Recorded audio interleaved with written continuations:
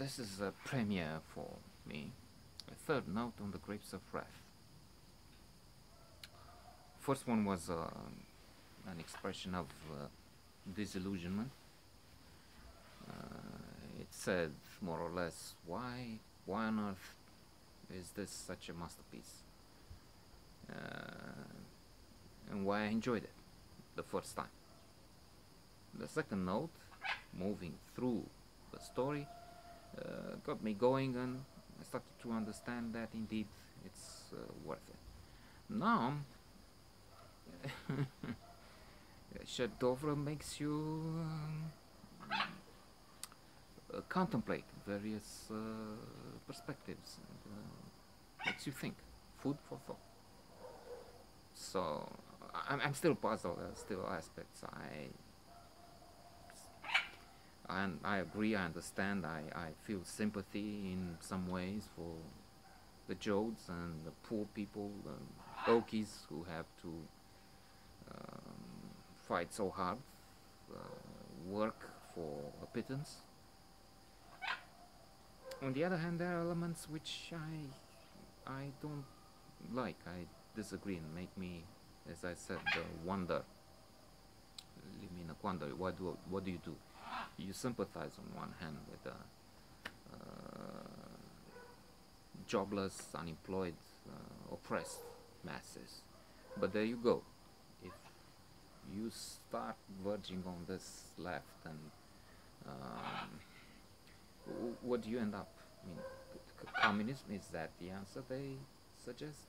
Because I've been through that, and it's not a solution. It's terror. It's sharing the misery, as opposed to Churchill, the uneven distribution of wealth in capitalism. So it seems like the idea of that camp, where the Jodes have it so well and the rest, where they're all organized, they have hot water and they share responsibilities and community tasks. That's the model. That's not the Republic of Plato, but a version envisaged by Steinbeck. It's a thought. I don't know what's behind that, but I'm just expressing thoughts originated from various books I read. That's the idea. Yeah? If it's a phalanster, if it's a kibbutz, or I doubt it would work. It's true, Steinbeck himself doesn't really force it. Doesn't see it as a solution, because the Jodes have to leave this wonderful idealistic camp in the real world, or perhaps in that capital it's the wild society, Wild West. It didn't work. Maybe that's the point of it being there. That's the model. That's how we should do it. I don't know. We have also union leaders who try to organize, and they have to try to block the rich, who indeed are like the representative of evil. I expressed in that previous note this doubt that you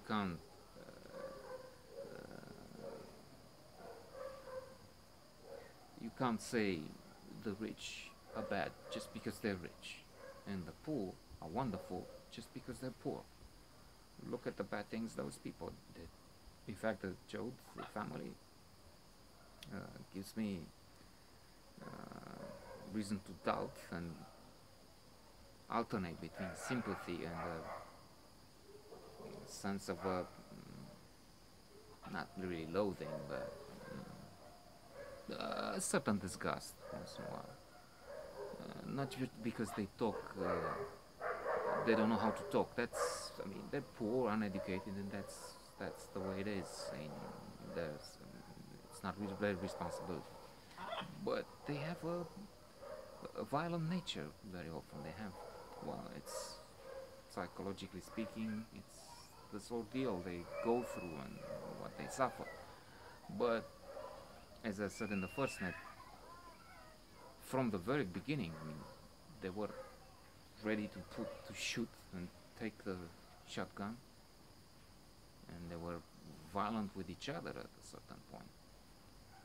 I remember the grandpa who made one of the grandchildren spend the night in the wild, because I forgot what that young boy did, but grandpa was so upset it was dangerous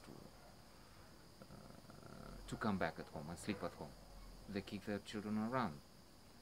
Um, the young girl is afraid of this woman who I keep mentioning has bitten a stranger with a live chicken. Well, we'll see what the next note has to, if there is another one, has to give.